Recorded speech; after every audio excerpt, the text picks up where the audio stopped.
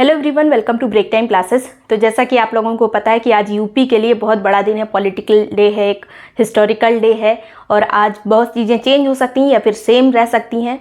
मतलब मुख्यमंत्री हमारे योगी जी ही रह सकते हैं या फिर कोई और बन सकता है, तो ऐसा कुछ भी पॉसिबल है। लेकिन हमारे लिए जो इम्पोर्टेंट है अभी, एक स्टूडेंट के लिए जो गवर्नमेंट जॉब की प्रिपरेशन कर रहा है, उसके लिए फैक्ट याद करना बहुत ज़्यादा इंपॉर्टेंट है अभी, क्योंकि जब ये रिजल्ट आ जाएगा तब तो फैक्ट की लाइन लग जाएगी। लेकिन कुछ चीज़ें जो स्टैटिक पार्ट है वो हम अभी से पढ़ते चलते हैं, जो एग्जाम में हेल्पफुल रहेंगी।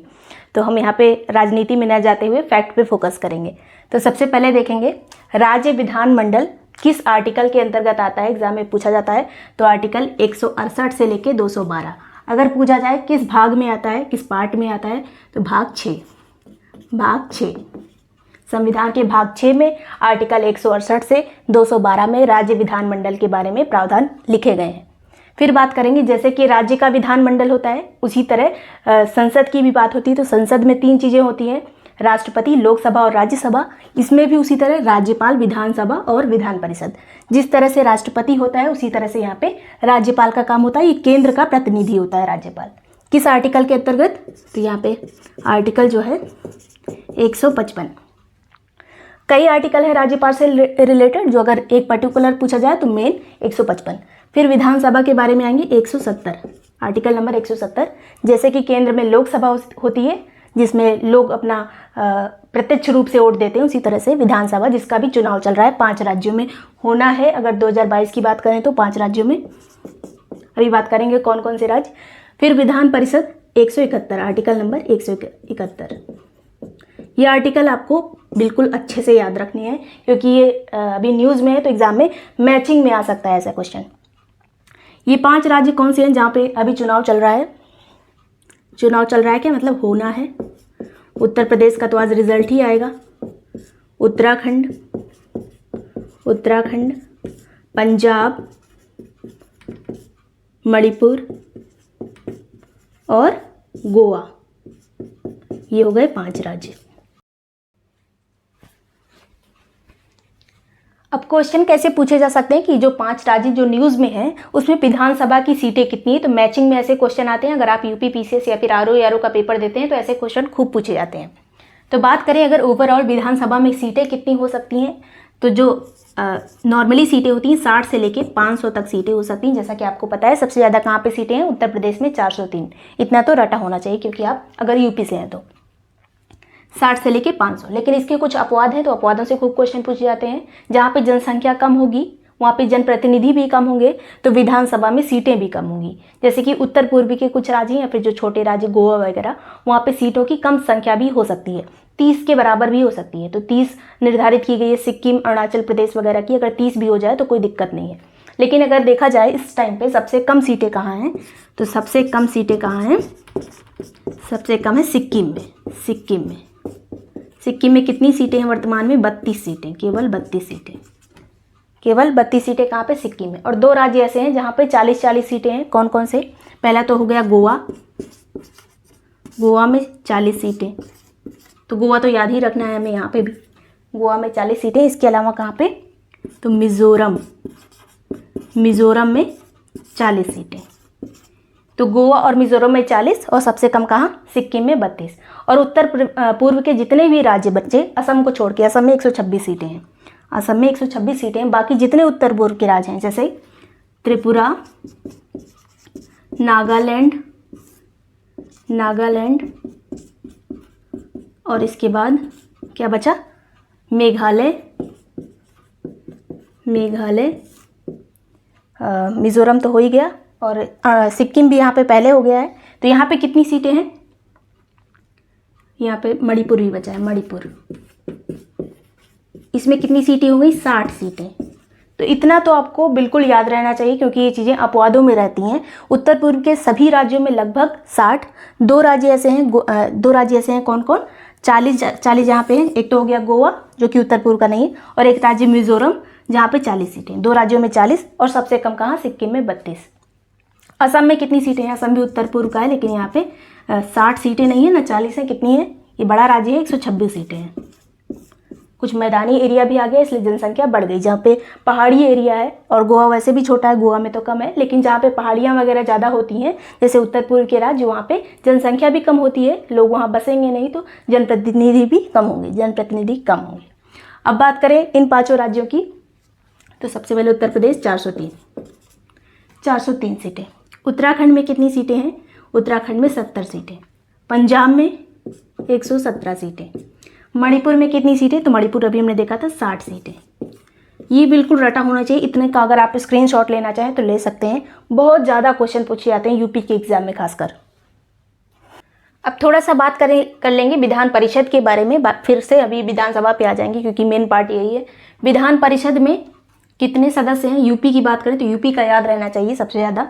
यूपी में 100 सीटें हैं विधान परिषद की। सब जगह विधान परिषद नहीं है। कितने राज्यों में है? तो केवल 6 राज्यों में विधान परिषद है। अगर बात करें बाकी राज्यों की तो विधानमंडल केवल 2 चीज़ से बना है, राज्यपाल और विधानसभा।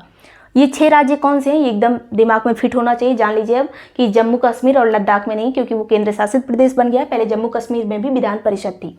अब 6 राज्य कौन से हैं? तो एक तो हो गया कर्नाटक, महाराष्ट्र, इसको इस तरह से आप याद रख सकते हैं, 1-2 राज्य करके। आपने देखा होगा मैप में अगर, तो महाराष्ट्र और कर्नाटक लगभग एक साथ हैं। फिर है उत्तर प्रदेश, बिहार, ये एक साथ याद कर लीजिए। फिर 2 राज्य बचे। 2 राज्य कौन से हैं? आंध्र प्रदेश और तेलंगाना। तो आंध्र प्रदेश से अभी विधान परिषद को भंग किए जाने की भी मांग चल रही है, लेकिन अभी ये पूरा हो नहीं पाया है शायद अभी प्रोसेस। तो 6 राज्य अभी हैं जहाँ पे वर्तमान में अभी विधान परिषद है। विधान परिषद को ख़त्म कैसे किया जा सकता है या फिर बनाया कैसे जा सकता है? तो इसके लिए कोई खास प्रावधान नहीं है। इसको संसद बना सकती है या फिर ख़त्म कर सकती है विधान परिषद की किसी राज्य में। विधान परिषद वहीं पे होती है ज़्यादातर जहाँ पे राज्य बड़ा हो, और अगर किसी तरह से सिस्टम फेल हो रहा हो तो जिसे विधान परिषद के जो सदस्य हैं वो थोड़ा सा कानून व्यवस्था को ठीक कर सके। विधान परिषद में सभी वयस्क लोग होते हैं, शिक्षित लोग होते हैं, इसलिए इसे वयस्कों की एक संस्था कहा जाता है, वयस्कों की परिषद कहा जाता है। जबकि विधानसभा में ऐसा कोई शिक्षा का कोई क्राइटेरिया नहीं है और एज भी कम होती है, तो इसलिए इसे जो युवाओं का एक सभा, युवाओं की सभा कही जाती है विधानसभा को, क्योंकि इसमें 25 वर्ष होता है एज, 25 वर्ष, और इसमें 30 वर्ष। जैसा कि लोकसभा और राज्यसभा के मामले में है कि राज्यसभा में जो निर्वाचित होने की एज कितनी है, 30 वर्ष, और लोकसभा में 25 वर्ष। तो सेम ऐसा यहाँ पे भी है। तो संसद किस तरह से किसी राज्य में विधानसभा को बना सकती है या ख़त्म कर सकती है? अगर वो पर्टिकुलर राज्य जो है उसकी विधानसभा बहुमत से ये आदेश दे दे, मतलब ये कह दे कि हमारे यहाँ से विधान परिषद हटानी है या फिर हमारे यहाँ विधान परिषद का सृजन किया जाए, तो इसके लिए कोई भी कानूनी संशोधन नहीं करना होगा। संसद जो है वहाँ पे विधानसभा बना सकती है या फिर हटा सकती है। इसके लिए केवल साधारण जो है कोई विधेयक पारित होगा, कोई संविधान संशोधन जो कि 368 के अंतर्गत होता है संविधान संशोधन, उसकी कोई बात नहीं आएगी इसमें, ये याद रखिएगा। अब बात करते हैं यहाँ पे विधानसभा के बारे में। विधानसभा में निर्वाचन होने की जो अर्हता है, मतलब जो क्राइटेरिया है, मैं शुद्ध हिंदी में बात करती हूँ तो काफ़ी लोग कमेंट में करते हैं आप हिंदी टीचर लगती हैं या फिर आप हंसेंगी कब, तो आज मैं थोड़ा थोड़ा हंसने की कोशिश कर रही हूँ। तो विधानसभा में निर्वाचन में जो आयु है, आयु सीमा कितनी हो सकती है? 25 वर्ष। 5 साल के लिए ये निर्वाचन होता है विधानसभा में, आपको पता होगा, या कोई आपातकाल वगैरह लग जाए तो 1 साल के लिए बढ़ भी सकता है। तो इस तरह से करके कई बार बढ़ाया जा सकता है, 1-1 साल करके। लेकिन अगर आपातकाल हट गया तो 6 महीने के अंदर फिर से चुनाव कराना पड़ेगा, ये चीज़ याद रखिएगा। तो ये हो गया 25 वर्ष। उसे उस राज्य का नागरिक होना चाहिए। राज्य का नागरिक मतलब उस राज्य का, हमारे यहाँ राज्य की अलग से नागरिकता तो है नहीं, लेकिन उस पर्टिकुलर राज्य में वो मतदाता होना चाहिए। उसका नाम जो है निर्वाचन जो आयोग वाली सूची होती है उसमें होना चाहिए उसका नाम। जैसे कि नरेंद्र मोदी कहाँ के निवासी हैं? तो वो हैं गुजरात के निवासी, लेकिन किस कॉन्स्टिट्यूएंसी से वो लड़ते हैं? तो ये वाराणसी से। तो वहाँ पे वोट कहाँ पे देंगे वो? अगर ये वाला जो चुनाव है कहाँ पे वोट देंगे? बनारस में। तो ये हो गई एक बात जो मतदाता सूची वाली। मतदाता कहाँ के होने चाहिए? यूपी के। कोई भी अगर 5 साल रह ले किसी भी राज्य में तो वहाँ का मतदाता हो जाता है। अगर आप कहीं से आए और उत्तर प्रदेश में बस जाएं तो यहाँ पे के कुछ टाइम के बाद आपका नाम वहाँ पे आ सकता है। फिर बात करें ये तो मतदाता की बात हो गई। और वो व्यक्ति किसी लाभ के पद पे नहीं होना चाहिए। अगर कोई व्यक्ति जो विधान परिषद में निर्वाचित हो गया है वो विधानसभा में नहीं आ सकता। कोई व्यक्ति जो है राष्ट्रपति बन गया है, उपराष्ट्रपति बन गया है, तो यहाँ की सदस्यता उसकी ख़त्म हो जाएगी। या फिर कोई सरकार के अंतर्गत किसी लाभ के पद पर हो, लाभ का पद इन द सेंस कि वो कोई ऐसा काम कर रहा हो जिससे उसको सरकारी सैलरी मिल रही हो, तो वो व्यक्ति विधानसभा का सदस्य नहीं बन सकता, सीट नहीं प्राप्त हो सकती। फिर बात करेंगे कोई व्यक्ति अगर दल बदल, जो 10वीं अनुसूची का टॉपिक है, 10वीं अनुसूची में क्या है, दल बदल। तो दल बदल कौन निर्धारित करता है कि कोई व्यक्ति जो है उसने दल बदल किया है। अगर कोई अभी निर्वाचन हो रहा है, कोई दूसरी पार्टी से बाद में दूसरी पार्टी ज्वाइन कर ले, तो ऐसे केस में जो विधानसभा का जो अध्यक्ष होगा वो डिसाइड करेगा। कोई राज्यपाल डिसाइड नहीं करेगा कि कौन इसने दल बदल किया है। कौन डिसाइड करेगा यहाँ पे, इस केस में अध्यक्ष, विधानसभा का अध्यक्ष, और यहाँ पे सभापति। अगर कहीं पे विधान परिषद में दल बदल की बात आती है तो सभापति डिसाइड करेगा, विधानसभा में आती है तो अध्यक्ष डिसाइड करेगा। यहाँ पे राज्यपाल की कोई भूमिका नहीं होगी, ना फिर न्यायपालिका की कोई भूमिका होगी, याद रखिएगा। फिर बात करते हैं, किसी भी अनुसूचित जाति या जनजाति वाला जो क्षेत्र होगा वहाँ पे वही व्यक्ति खड़ा होगा जो कि अनुसूचित जाति या जनजाति से बिलोंग करता हो। लेकिन अगर कहीं पे सामान्य सीट होगी तो वहाँ से भी वो व्यक्ति खड़ा हो सकता है जो कि अनुसूचित जाति या जनजाति से है।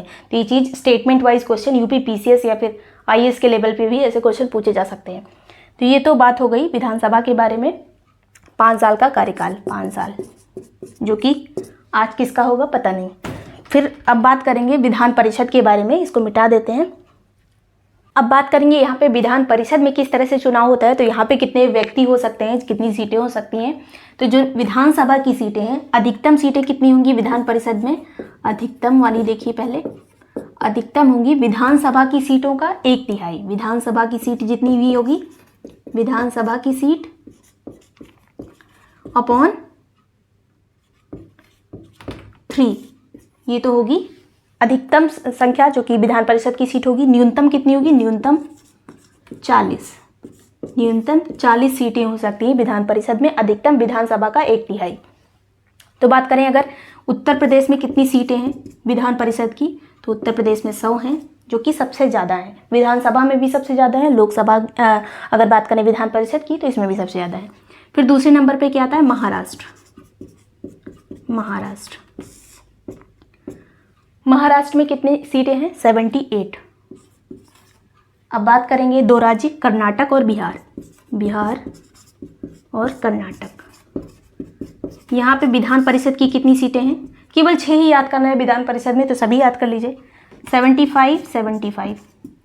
अब आता है आंध्र प्रदेश। आंध्र प्रदेश में कितनी सीटें हैं, पहले 50 थी, बाद में बढ़ा के 58 की गई, तो 50 या 58 ले सकते हैं। फिर बात करेंगे तेलंगाना। तेलंगाना में सबसे कम है 40 सीटें, जो कि न्यूनतम संख्या रखी गई है विधान परिषद की सीटों की 40, वो कहाँ पे है, तेलंगाना में। अब बात कर लेते हैं कि विधान परिषद में वोट कौन कौन दे सकता है। तो जैसा कि विधानसभा में हमको पता है कि हम प्रत्यक्ष रूप से वोटिंग करते हैं, बहुत लोगों ने नहीं की होगी, लेकिन विधानसभा में हम प्रत्यक्ष रूप से जाते हैं, वोट करते हैं। विधान परिषद में सभी लोगों को वोट करने का राइट नहीं है। इसमें जो है डिवाइड जो वोट होता है किस तरह से होता है, तो पहले बात करें 1/3, 1/3, 1/6, 1/12, 1/12। ये क्या चीज़ है अभी देखिए, 1/3 सदस्य कहाँ से होंगे, तो जो विधानसभा में सदस्य होंगे वही भेजेंगे 1/3 सदस्यों को। ये तो हो गए विधानसभा वाले, जो कि विधानसभा की तरफ से भेजे जाते हैं। फिर 1/3 सदस्य कौन से होंगे, तो जो मेयर होते हैं, मेयर निर्वाचित करते हैं। इसको 1/3 सदस्यों को निर्वाचित कौन करेगा, जो विधानसभा में लोग हैं वही निर्वाचित करते हैं।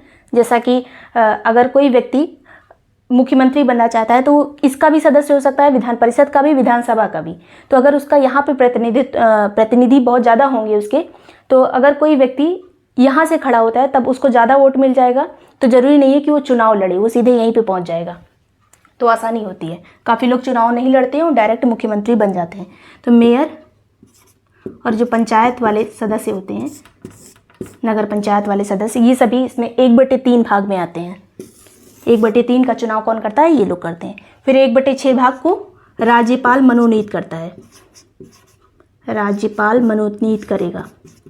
और ये जिन व्यक्तियों को मनोनीत करता है वो उसी राज्य से संबंधित होने चाहिए। इसके अलावा इसे किसी भी न्यायालय में नहीं भेजा जा सकता कि राज्यपाल ने गलत तरह से चूज़ किया है, तो कोई फेवरेट व्यक्ति इनका राज्यपाल का बन सकता है।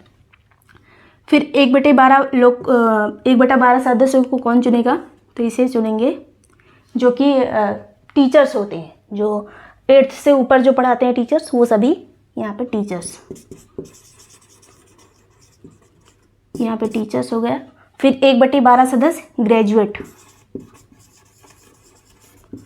जो लोग ग्रेजुएट हो चुके हैं वो लोग 1/12 सदस्यों का चुनाव करते हैं विधान परिषद में। तो इस तरह से याद रखिए कि बीच का देख लीजिए 1/6 बीच में, इधर 1/3 1/3, इधर 1/12 1/12, इस तरह से याद कर लीजिए पूरा। ये हो गई विधान परिषद में सीटों की बात। अब इसमें आयु कितनी होनी चाहिए भी हमने बात की थी। आयु विधान परिषद में 30 वर्ष। लेकिन ये एक स्थायी सदन होता है, जैसा कि राज्यसभा में हमने देखा था स्थायी सदन होती है राज्यसभा, कभी विघटित नहीं होती है। उसी तरह से विधान परिषद कभी विघटित नहीं होती, जबकि विधानसभा जो है हर 5 साल में इसका विघटन हो जाता है। लेकिन अगर इनके सदस्यों की बात करें विधान परिषद के, तो हर 6 साल में रिटायर हो जाते हैं। सदस्यों का कार्यकाल होता है यहाँ पर, पूरा विधान परिषद का नहीं होता है, सदस्यों का कार्यकाल 6 वर्ष होता है। लेकिन उसके जो 2/3 सदस्य होते हैं, 2/3 सदस्य हर साल रिटायर हो जाते हैं। इस तरह से प्रावधान किया जाता है कि 2/3 सदस्य हर साल रिटायर हो जाएं। तो लगभग 3 साल में इसका चुनाव होता है। लेकिन ये पूरा एक साथ तो हो नहीं सकता है, क्योंकि अलग अलग क्राइटेरिया है सबका, तो अलग अलग तरह से इकट्ठा करके चुनाव होता है। पहले इतने लोग का होगा, फिर इतने लोग का, इसको तो मनोनीत कर लिया जाएगा, फिर इतने लोग का, सब अलग अलग होगा। फिर बाद में कंबाइन करके उसके बाद विधान परिषद के सदस्यों के जो सदस्य होते हैं वो बनते हैं। अब बात करेंगे कि विधान परिषद में कौन कौन निर्वाचित हो सकता है। तो जो व्यक्ति विधानसभा के चुनाव में वोट कर सकता है, अगर कोई व्यक्ति उसका मतदाता सूची में नाम है, यही इसमें भी क्राइटेरिया था, तो वही व्यक्ति विधान परिषद में भी जो है इलेक्शन लड़ सकता है, विधान परिषद के MLC बन सकता है। विधान परिषद में कौन बनते हैं, MLC। और यहाँ पे वही क्राइटेरिया है। तो राज्य की बात हो गई कि उसी राज्य का होना चाहिए, मतदाता सूची में नाम होना चाहिए, उसी राज्य का निवासी हो या नहीं, मतदाता सूची में नाम होना चाहिए। इसके अलावा दूसरी बात जो है, दल बदल नहीं होना चाहिए। दल बदल कौन डिसाइड करेगा, अभी हमने बात की थी, सभापति डिसाइड करेगा जो विधान परिषद का होगा।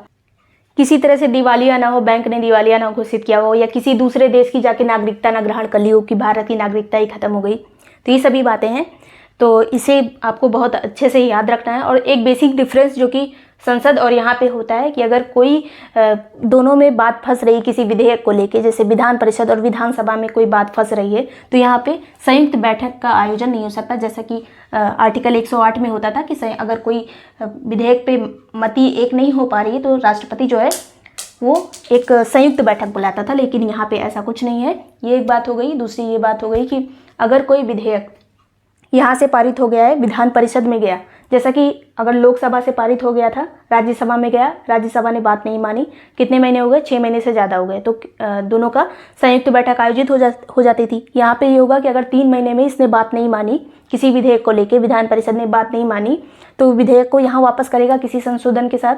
अगर इसने फिर से पारित कर दिया, चाहे संशोधन करके या फिर ऐसे ही, तो अगर उसके बाद भी इसने 1 महीने तक नहीं मानी तो उसे पारित समझा जाएगा। यहाँ पे ये बात होती है, उसे पारित समझा जाएगा, कोई संयुक्त बैठक नहीं होगी। तो यहाँ पे इसकी थोड़ी सी भूमिका कम हो जाती है, इसलिए थोड़ा इसकी आलोचना भी होती है कि ये पूरा प्रॉपर इसका कोई काम नहीं, केवल ये पैसे का जो खर्चा बढ़ाती है ये वाली संस्था। तो ये सभी चीज़ें इंपॉर्टेंट थी। अगर वीडियो आपको पसंद आया हो तो लाइक और सब्सक्राइब कर दीजिएगा। इसके अलावा अगर UPPCS की टेस्ट सीरीज ज्वाइन करनी हो तो लिंक डिस्क्रिप्शन में है, वहाँ से जाके ज्वाइन कर सकते हैं। और आज जीतेगा कौन, इसके बारे में भी आप कमेंट सेक्शन में लिख सकते हैं।